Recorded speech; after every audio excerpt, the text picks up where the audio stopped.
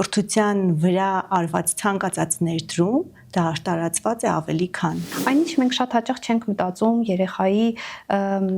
էմոցիաների եւ երեխայի տեսողական ճաշակի զարգացման վրա։ Դրա համար այսօրվա մանկավարժը պետք է լինի խիստ հետաքրքրող, զարմացնող։ Մեր երեխաները պետք է հետագայում պատրաստ լինեն ամբողջ աշխարհում եւ ներկայանան եւ իրենց կրթական ցենզով համապատասխանեն։ Բայց երեխան պետք է զգա, որ ինքը պատասխանատու է իր ցանկացած արած քայլի համար, մեծ, փոքր, որովհետեւ յուրաքանչյուր երեխա տան մեջ ինքը պետք է գիտենա, որ ինքը անհատ է։ Դպրոցը պետք է լինի այնպիսի կրթական միջավայր, որ երեխան սպասի գնալ դպրոց։ Եվ շատ ժամանակ ես նկատում եմ գեր հոգատարություն ծնողների կողմից եւ գեր խնամ։ Սիրելի հետևորդներ եւ հեռուստադիտողներ, Ցայք հեռուստաընկերության եթերում կրթությունն այսօր ոդկասթի հերթական թողարկումն է։ Տաղավարում այս պահին կզրուցեմ Գյումրու թիվ 41 հիմնական դպրոցի տնօրեն Հայաստան Հովհաննիսյանի հետ։ Բարև ձեզ Հայաստան ջան։ Ողջույն։ Անչափ շնորհակալ եմ հրավերը ընդունելու համար։ Սիրով եմ ընդունել ձեր հրավերը։ Հայաստան, մենք հիմնական թեմայից մի փոքր շեղվելով այս պահին ուզում եմ խոսենք դպրոցի վերանորոգման հետ կապված հարցերի շուրջ, քանի որ Շիրակի մարզում այս պահի դրությամբ թվով 28 դպրոցներ վերանորոգվում են, մասնավորապես դրանցից 15-ը Գյումրի քաղաքում եւ 41-րդ դպրոցը հենց այդ վերանորոգվող դպրոցներից մեկում է։ Մի փոքր զրուցենք ինչ փուլում ենք մենք հիմա։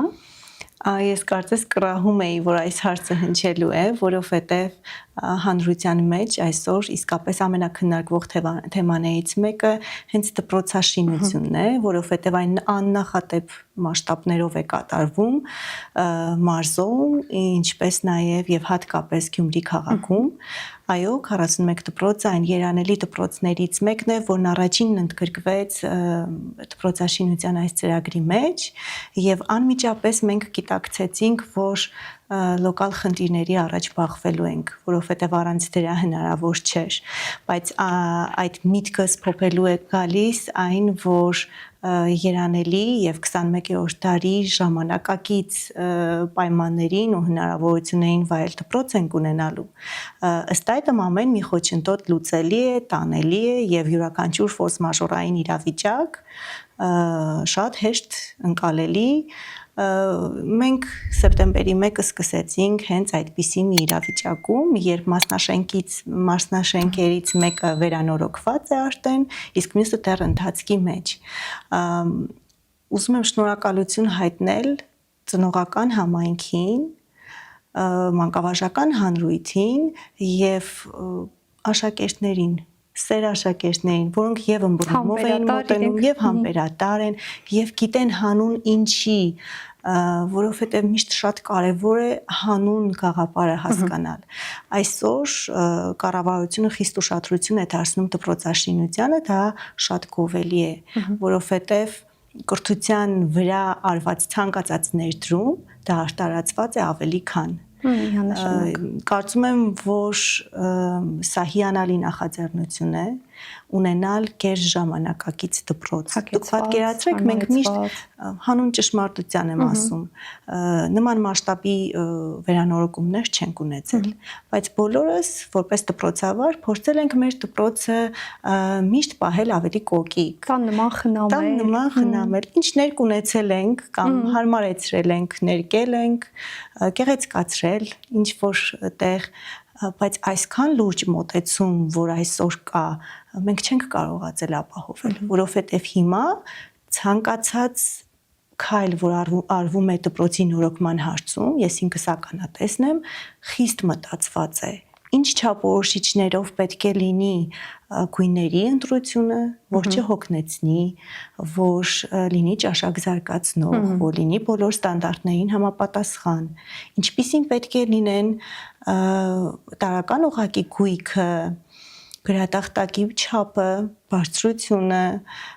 հիմնական օղակի գույքը ինչպիսին պետք է լինի, ինչ ստանդարտներով պետք է լինի, ամեն բան մանրուք, ամեն մանրուք մտածված է, լուսավորությունը, դռների որակը, պատուհանների գույները, ամեն ինչ մտածված է, որպեսզի կրկնում եմ, մեր երեխաները սովորեն այնպիսի միջավայրում, որտեղ հաստատ սիրով կընկալեն այն, ինչ իրենց մատուցվելու է։ Եվ վստահաբար սա շահեկան է նաև մանկավարժների համար։ Երևի կհամաձայնեք, որ շատ սիրուն է, երբ մենք սիրով ենք գնում աշխատանքի, երբ գիտենք, որ այնպիսի միջավայրում ենք աշխատում, որտեղ տրամադրող է, լուսավոր, այո, իսկապես։ Հայաստան, այստեղ մենք շատ հաճախ խոսում ենք կրթության որակի մասին, եւ բոլորի մեջ կա այն կարծրացած, այսպես ասեմ, մտածելակերպը կամ կարծիքը, որ կրթության որակը միայն բովանդակության հետ կապ ունի, այնինչ մենք շատ հաճախ չենք մտածում երեխայի էմոցիաների եւ երեխայի տեսողական ճաշակի զարգացման վրա եւ չգիտես ինչու միշտ դպրոցի նորոգումը կամ դպրոցի կահավորումը այս կրթության որակի մեջ ոնց որ թե չի մտնում, երկրորդական է, բայց այնինչ կարծում եմ, որ շատ կարեւոր է, երբ երեխան օրինակ առավոտ դասի գալուց ինքը գեղեցիկ գույներ է տեսնում, ինքը կահավորված ու մաքուր սենյակներում է նստում եւ արդյոք իրականում դպրոցի բարվոք վիճակը, գեղեցիկ դասասենյակները, հարմարեցված կահավորանքը իրոք ազդում է երեխայի սովորելու որակի վրա նաև։ Իհարկե ազդում է։ Տեսեք, մենք համենայն դեպս ես միշտ փորձել եմ կրթությունը կատարելության մեջ տեսնել։ Իսկ կատարելության մեջ մանրուքներ չկան։ Ցանկացած հարց այստեղ կարևոր է։ Պատկերացրեք,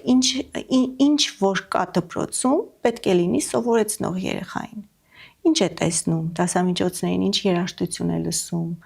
ում հետ է հարաբերվում, ամեն ինչ պետք է լինի սովորեցնող, այս պարագայում այդտեղ չի կարող երկրորդական դեր ունենալ կահավորված դպրոցը։ Պատկերացրեք, մենք սովորել ենք մինչ ջրեղեղային մեթոդներով, ընդամենը գրքով, կավիճով դասապրոցես անցկացնել, որքան էլ լավն է մանկավարժը, որքան էլ զարգացած է, որքան էլ պատրաստ է այսօրվա աշակերտին տալ գիտելիք, միևնույն է, այդ ուսուցչի, այդ մանկավարժի շանսներն ավելի են շատանում, երբ ինքը մտնում է կահավորված լաբորատոր սենյակ, մենք հիմա քիմիայի, կենսաբանության, ֆիզիկայի, աշխարհագրության, ինֆորմատիկայի լաբորատոր գույք ունենք, այսինքն այդ ուսուցիչը այդպիսի կահավորված պայմաններում ավելի լայն ճախրելու հնարավորություն ունի եւ հետեւաբար իր ետևից ստանում է սովորողներին, բնականաբար սա մեծ ազդեցություն է ունենալու կրթության որակի վրա։ Միանշանակ։ Հատկապես այսօր, երբ համացանցը շատ զարգացած է եւ կարողանում ես միշտ ուսուցիչներին ասում եմ, դուք ականապատված դաշտում եք։ Աշակերտը 1 օր առաջ, 10 օր առաջ, 1 ամիս առաջ կարող է իմանալ այն համացանցից, իմանալ այն, ինչ դուք պատրաստվում եք իրեն հաղորդել։ Դրա համար այսօրվա մանկավարժը պետք է լինի խիստ հետաքրքրող, զարմացնող, գրավող, որպեսզի աշակերտը, սովորողը տրամադրվի գիտելիք ստանալ։ Մենք պետք է այնպես անենք, որ երեխան ուզենա այդ գիտելիքը ստանալ։ Մենք պետք է ունենանք այնպիսի մանկավարժներ եւ փառք Աստծո, ես կարծում եմ, համոզված եմ ու հանուն ճշմարտության բարձրաձայնում եմ, որ մենք շատ լավ մանկավարժներ ունենք, որոնք ինքնակրթվող են, իրենց վրա աշխատող են, զարգացող են եւ այդ մանկավարժները պետք է կարողանան ճիշտ ուղղորդել երեխաներին։ Այսօր շատ կարևոր է, որ սովորողը հասկանա ինչ գիտելիք վերցնի եւ որտեղից վերցնի, ինչպես վերցնի։ Այո, որովհետեւ պարզապես 45 րոպեն իհարկե բնական է, բավարար չէ գիտելիք հաղորդելու համար։ Կարծում եմ, այստեղ նաեւ շատ կարևոր է սովորել ինչպես սովորել կոնցեպտը, որ նաև ուսուցիչը կարողանա դա երեխաներին հաղորդի, որովհետև այսօր շատ ամեն ինչ արագ է եւ մի բան շատ գոհացնող է, որ սուտ գիտելիքահեն կրթությունից մենք անցում կատարեցինք կարողանակահեն կրթության, որ ավելի լայն հնարավորություն է տալիս եւ ուսուցիչներին եւ աշակերտներին ինքնակրթվել, զարգանալ, փորձել սովորել եւ արտահայտվել, որ ամենակարևորն է։ Իհարկե, մենք ունենք նման բարդույթներ տարիներ շարունակ, որ սովորողը գիտեր, որ ինքը լսելու է եւ դասը պատասխանելու է կամ կարծիք հայտնելու է այն ժամանակ, երբ թույլտվություն է ստանում։ Այսօր մենք գնում ենք այն ճանապարհով, որ պետք է սովորողը կարողանա կարծիք արտահայտել։ Նախ ունենա այդ միտքը, չվախենա իր միտքը, կարողանա ձևակերպել, կյանք տալ իր մտքին, չվախենա սխալվելուց, չվախենա դժվարությունից, որովհետև խիստ դատապարտելի չեն սխալ մտքերը կամ չկա առհասարակ սխալ միտք, եթե այդ միտքը կյանք ունի, ծնվել է, ուրեմն մենք պետք է կարողանանք հասկանալ արդյոք երեխան ինչ որ կարևոր ասելիք ունի դրանով եւ չկաղապարել, չկոտրել, այլ հակառակը առաջ մղել երեխային, որպեսզի ավելի համարձակ լինի, որովհետև մենք կյանքում հետո որքան էլ ազգային ինքս միշտ միտված եմ եղել, որ ունենանք ազգային հենքով ժամանակակից դպրոց։ Մենք աշխարհի քաղաքացի ենք դաստիարակում նաև, մենք դաստիարակելու ենք պատասխանատու, պատրաստական, գրագետ եւ խելացի Հայաստանի Հանրապետության քաղաքացիներ, որոնք անելիք պետք է ունենան աշխարհում, ոչ թե միայն կաղապարված լինեն մեր երկրի սահմաններով, նրանք պետք է կոմֆորտ զոնայի մեջ լինեն նաև աշխարհում։ Իսկ դա քայլեն համահունչ աշխարհի տենդենսներին, որտեղ գերագույն մասը ընկնում է հենց կրթության վրա։ Միանշանակ միշտ եղել եմ այն մտայնության, որ համայնքում պետք է ամենաշքեղը լինի դպրոցը, որովհետև հենց դպրոցն է, պատկերավոր ասած, կրթության դարբնոցը, մեր ապագայի դարբնոցը, հանրապետության, երկրի, ազգի ապագայի դարբնոցը հենց դպրոցն է։ Հայաստան այստեղից մի այսպիսի կարևոր հարց նաև այսօրվա մեր զրույցի ամենագլխավոր թեմաներից մեկը առաջին դասարանցիների հետ կապված հարցն եմ ես ձեզ ուզում տալ, որովհետև տեսեք մենք խոսում ենք աշխարհի տենդենսներից, որ մեր երեխաները պետք է հետագայում պատրաստ լինեն ամբողջ աշխարհում եւ ներկայանան եւ իրենց կրթական ցենզով համապատասխանեն եւ այստեղ խոսելով աշխարհի մասին, գրեթե աշխարհի բոլոր զարգացած երկրներում դպրոցահասակ տարիքը համարվում է 6 տարեկան եւ մենք նույնպես լինելով Բոլոնյան համակարգի մի մաս արդեն 2005 թվականից 12-ամյա կրթության անցնելով նաև 7 տարեկանից անցում կատարեցինք 6 տարեկանում երեխաները հաճախում բայց տեսեք դերևս կան խնդիրներ եւ հասարակության լայն շերտերում նաև կա տարածված կարծրատիպ, որ երեխան պատրաստ չի 6 տարեկանից հաճախել դպրոց եւ այս տարի մի փոքր եղավ աննախադեպ այն առումով, որ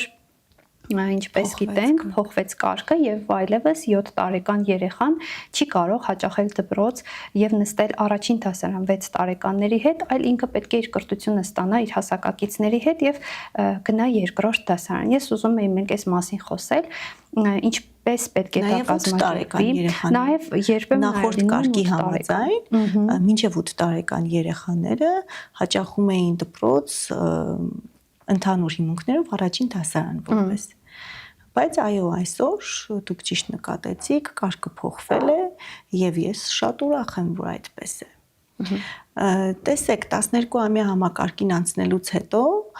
այո, 6 տարեկան դպրոց հաճախելու գաղափարը շատ վախեցրեց հասարակությանը։ Առհասարակ մենք սովոր ենք ցանկացած նոր բան, մի փոքր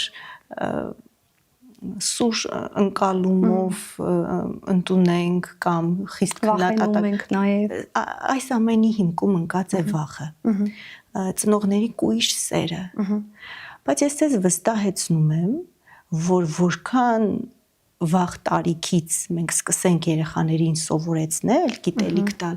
այնքան մեծ է այդ երեխայի շանսը լինել հաջողակ, լինել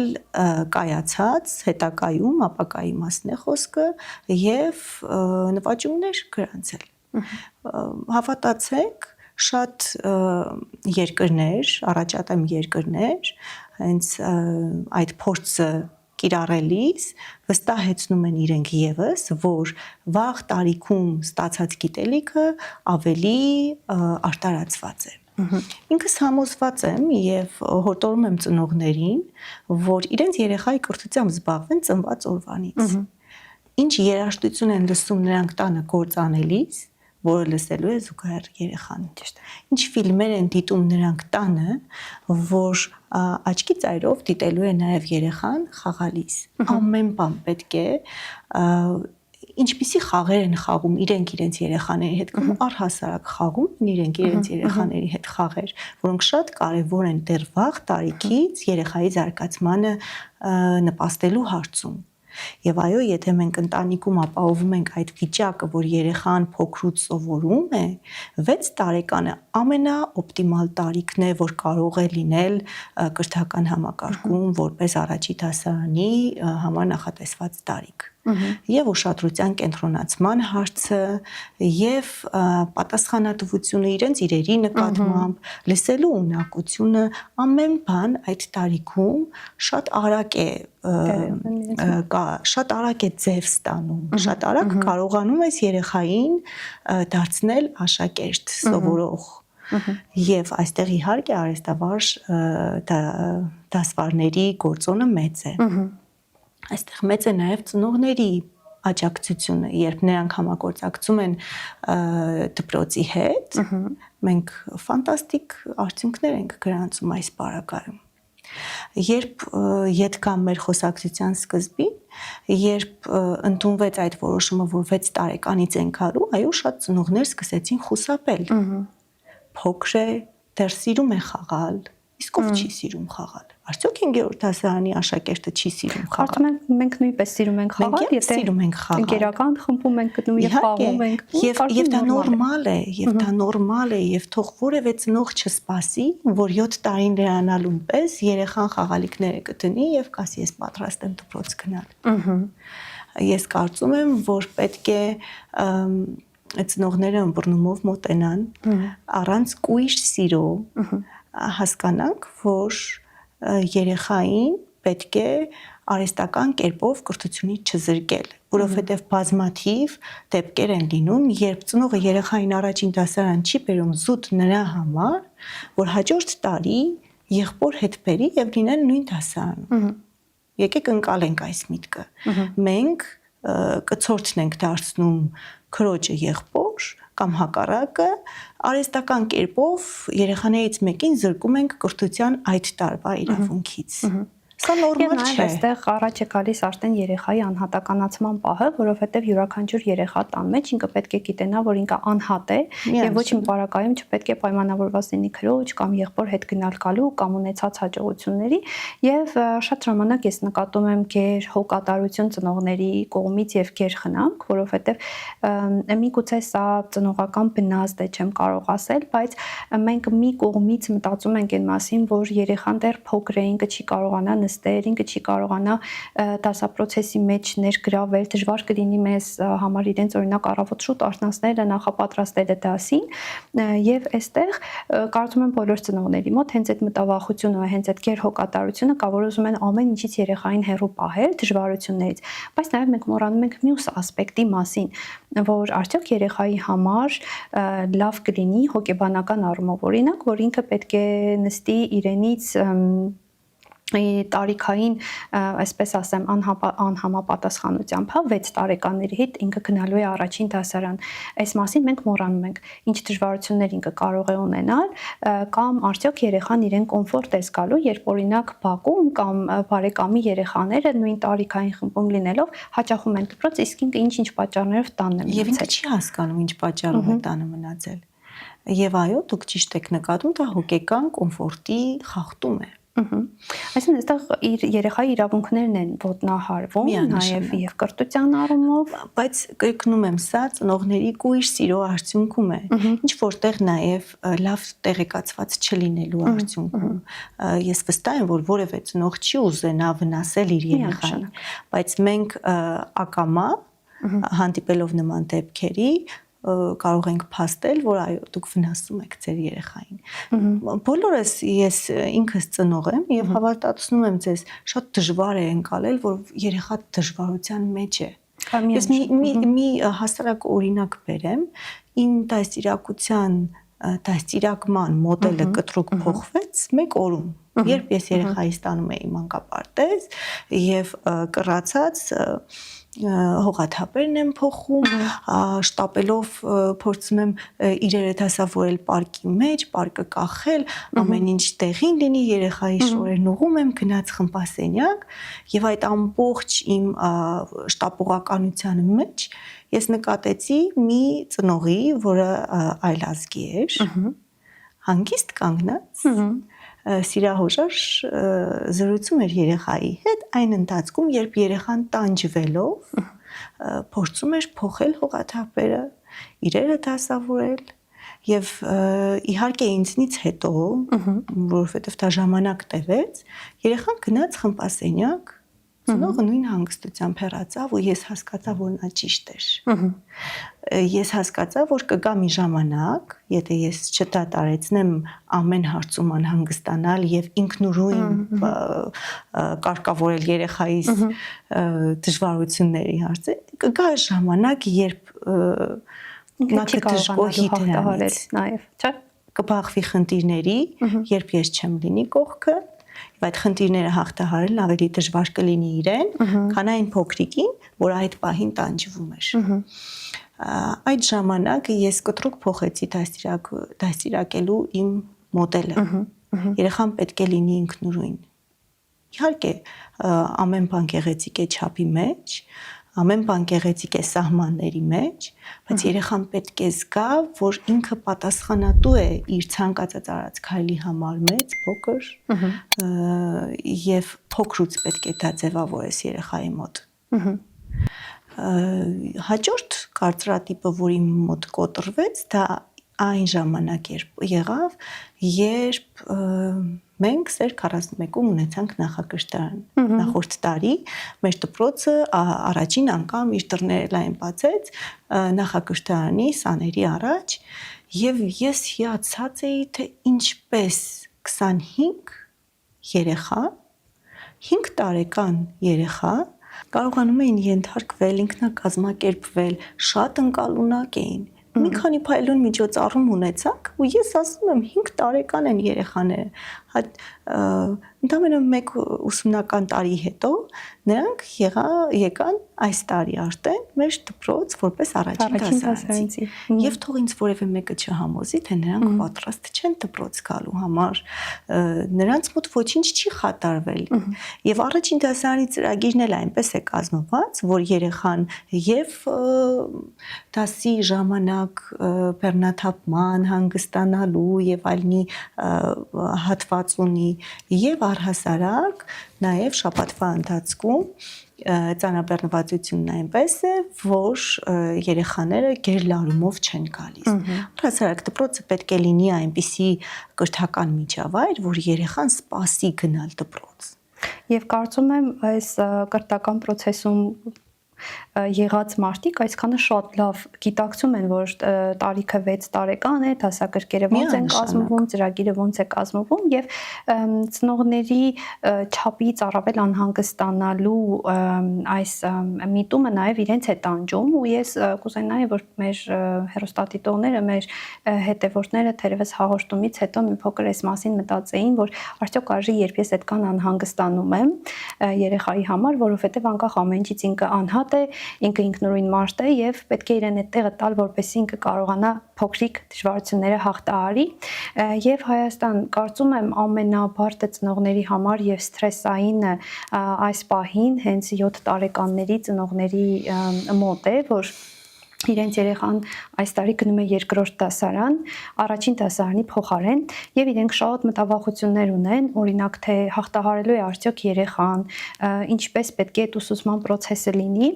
եւ գիտեմ, որ զուգահեռաբար պետք է երեխան անցնի եւ առաջին դասարանի ծրագիրը եւ երկրորդ դասարանի ծրագիրը եւ կուզեի դուք մի փոքր մանրամասնեք այդ կարգը ոնց է լինելու, արդյոք ուսուցիչը դասարանում միայնակ է աշխատելու եւ ինչ դժվարություններ օրինակ կարող է երեխան բախվել նստելով առաջին դասարան, երկրորդ դասարան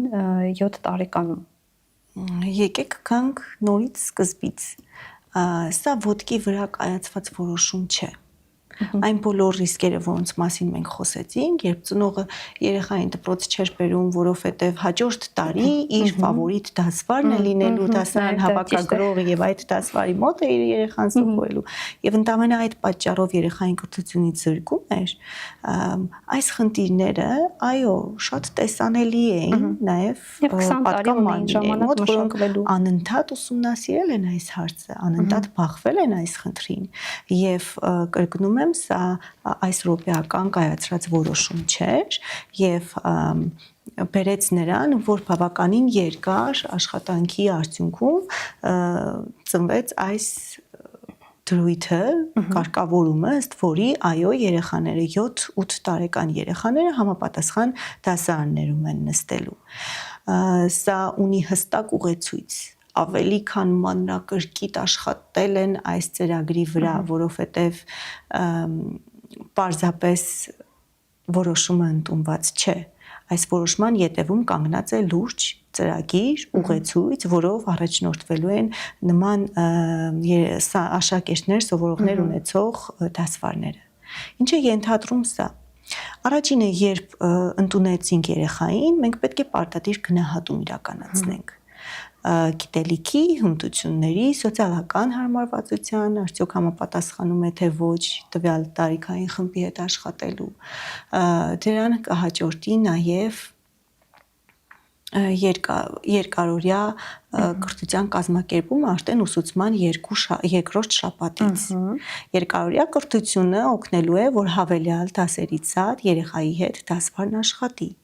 Նման սովորողներին մենք հանձնելու ենք նաև առաջին դասարանի դասագրքերը, նախորդ դասարանի դասագրքերը։ Ընդ որում, երբ գիտելիքի գնահատում ենք անցկացնելու, մենք նախորդ ուսումնական տարվա վերջնարդյունքների հիման վրա ենք գիտելիքի գնահատում անցկացնելու, որը պարզ կդարձնի արդյոք երեխան որ հատվածում է եւ ինչ աստիճանի աշխատանք է սպասվում մեզնից։ Բացի սա,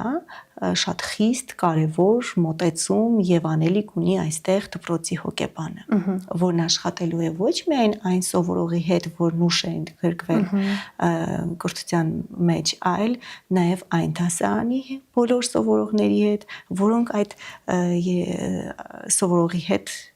նույն միջավայրում են լինելու։ Որպեսի հանկարծ երեխան հավատացնում եմ, իհարկե, ասեմ, ծաղրի հանկարծ չարժանանա այն պահով, որ դու ինչի չգիտես այն, ինչ մենք գիտենք, ես քեզնից ավելին գիտեմ, սա իրոք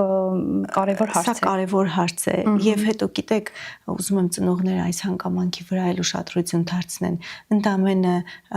առաջին, երկրորդ, երրորդ դասարանում թերևս ոչ այնքան, բայց տարական ուղղակից հետո 5-րդ դասարանից հետո հատկապես անմիջապես այդ տարիքային տարբերությունը անմիջապես երևում է եւ այստեղ արդեն լուրջ բարդույթների առաջ են կանգնում երեխաները, եթե չենք կարողանում ճիշտ ուղղորդել, եթե չենք կարողանում ճիշտ խորհրդատու լինել եւ առհասարակ ցանկացած մանկավար, ցանկացած ծնող պետք է մի փոքր հոգեբան լինի, որպեսզի կարողանա օգնել այս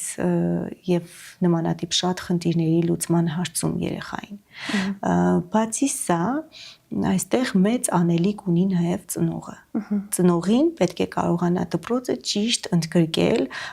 նման կրթություն ապահովելու գործում։ Ինչ հարց է տալիս ծնողը, երբ երեխան տուն է գնում։ Արդյոք հարցնում է այդ օրվա գումարում հանումը, այնպիսի կրթական հարցեր, որոնք ստրեսի մեջ կգցեն երեխային, թե պարզապես ինչպիսի միջավայրում է իր ընկերներից կհարցնի, այնպիսի հարցեր, որոնք երեխային չեն կաղապարի, չեն լարի կամ չեն սևեռի բաց թողումների վրա։ Հստակ ուղեցույց կա։ Անհատական զարգացման ծրագիր պետք է ունենա նման ցանկացած սովորող, ըստ որի այն թեմաները, որոնք համապատասխանում են, ենթադրենք առաջին եւ երկրորդ դասարանի մասին է խոսքը կամ երկրորդ եւ երրորդ դասարանի մասին է խոսքը, այն թեմաները, որոնք մոտ են իրար, պետք է զուգահեռ անցնեն։ Այն թեմաները, որոնք բաց են մնում երկարօրյա կրթության ընթացքում կլրացվեն եւ այսպիսի պարբերաբար վերահսկողության, ստուգումների եւ այլնի արդյունքում երեխան հավատացնում եմ ձեզ կգա, կհավասարվի եւ կկարողանա կրթությունը շարունակել եւ առանց խոչընդոտների փոխադրվել հաջորդ դասարան։ Իհարկե ծրագիրը մշակելիս հաշվի առնվել նաև մի շատ կարևոր հանգամանք, սա կրթության առանձնահատուկ պայմանների կարիք ունեցող սովորողների համար է, մանկավարժահոգեբանական կենտրոնի կողմից գնահատման արդյունքում, երբ ծնողը դիմում է ներկայացնում տնօրենին եւ մանկավարժահոգեբանական կենտրոնը գնահատում է եւ երբ որ սովորողը մտավոր զարգացվածության 3-րդ, 4-րդ աստիճանի խանգարում է ունենում, այդ պարագայում իր կրթության մեջ ընդգրկվելը լինում է 1 դասարան ցածր, այսինքն եթե 7 տարեկան է, կընդգրկվի առաջին դասարան, եթե 8 տարեկան է, երկրորդ դասարան, եւ բնական է անհատական ուսուցման պլանով նորից բազմամասնագիտական թիմի աջակցության շնորհիվ կրթությունը կազմակերպվի։ Ես հուսով եմ Հայաստան այսօրվա մեր զրույցը նաև դրական ազդեցություն կունենա բոլոր այն ծնողների վրա, ովքեր ունեն մտավախություններ, ովքեր չափից առավել անհանգստանում են, որովհետև իրոք կարծում եմ, որ սա երևի թե այս ուսումնական տարվա ամենակարևոր հարցերից մեկն էր եւ ես չէի ուզի ինքը բաց մնար, այո, ու նաև քննարկվող հարցերի շարքում այստեղ կարևոր էր հաշվի առնել, որ երբեմն շատ վառ երանգներով են մարդուն հասցվում ինֆորմացիան եւ ես կուզենայի, որ առանց ավելյալ ինչ որ, չգիտեմ, բառապաշարի կամ առանց ավելյալ կարծիքների պարզապես ծնողները լսեին իրականությունը, թե ինչի պետք է երեխան հաճախի դպրոց հենց 6 տարեկանից եւ արդեն པարզ տարբերակով իմանային, թե ինչ է սպասում երեխային, ով 7 տարեկանում գնում է եւ նստելու է երկրորդ դասարան։ Կարծում եմ մեր ծնողները բավարարված կլինեն այսօրվա զրույցով եւ այս հարցը բոլոր հյուրերին եմ տալիս Հայաստան, դուք օրինակ ինչ կասեիք աշակերտներին, ինչ մոտիվացիա պետք է իրենք ունենան սովորելու համար, որն է լինելու իրենց սովորելու մոտիվացիան։ Ես ուզում եմ նախ աշակերտները շատ չվախենան, կյանքի մարտահրավերներից չվախենան եւ չընտրեն միայն հարթ ճանապարհները։ Երբեմն այն ճանապարհը, որ ինքներս ենք հարթում, ավելի հետաքրքիր եւ ավելի մնայուն հետք է թողնում։ Ես ուզում եմ այսօրվա սովորողը հստակ գիտակցի, ամեն բան արվում է, ամեն բան հավատացեք, նույն դպրոցաշինությունը, գույքով ապահովելը, ամեն ինչ արվում է հանուն նրա, որ սովորողը սովորի եւ այսօրվա 21-րդ դարի աշակերտը պետք է գիտակցի, որ ապագայում հաջողություն ունենալու, հաջողակ լինելու եւ նվաճումներ գրանցելու միակ ճիշտ ճանապարհը դա գիտելիք ունենալն է եւ երբեք չի հնանալու, գիտելիքը ուժ է, գիտելիքը զենք է, գիտելիքը պաշտպանվածություն է, այդ արտահայտությունները չեն հնանում, գնալով ապացուցվում է։ Եթե ուզում եք կայանալ կյանքում եւ ներկայացնել ձեզնից իսկապես անհատականություն, վառ քաղաքացի լինել որևէ բան փոխող մարդ, ուրեմն դուք պետք է լավ կրթվեք։ Եվ այդ կրթությունը պետք է լինի նաև ինքնակրթություն, պետք է լինի նաև բազմակողմանի կրթվածություն։ Մեր աշակերտները տարբեր խմբակների են հաճախում, սա ֆանտաստիկ է։ Եվ ամեն ինչ լսում են։ Իսկապես լավ է, երբ դու փորձում ես բացի դպրոցական կրթությունից քո գիտելիքները զինել նաև արտադպրոցական միջոցառումների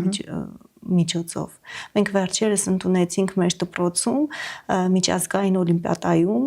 բրոնզե մեդալակիր աշակերտի Մամիկոն Համբարյանը արդեն որերորդ անգամ Հայաստանի Հանրապետությունն է ներկայացնում եւ մեր դպրոցն է ներկայացնում միջազգային հարթակում եւ հաղթանակած վերադառնում է։ Մամիկոնը փաստորեն փայլուն օրինակ էր եւ վառ մոտիվացիա մյուս սովորողների համար եւս։ Պետք է աշխատես, լավ սովորես, որ ունենաս հաջողություն։ Եվ չմոռանանք, որ յուրաքանչյուր ազգի միայն 30%-ն է երեխա, բայց այդ 30%-ը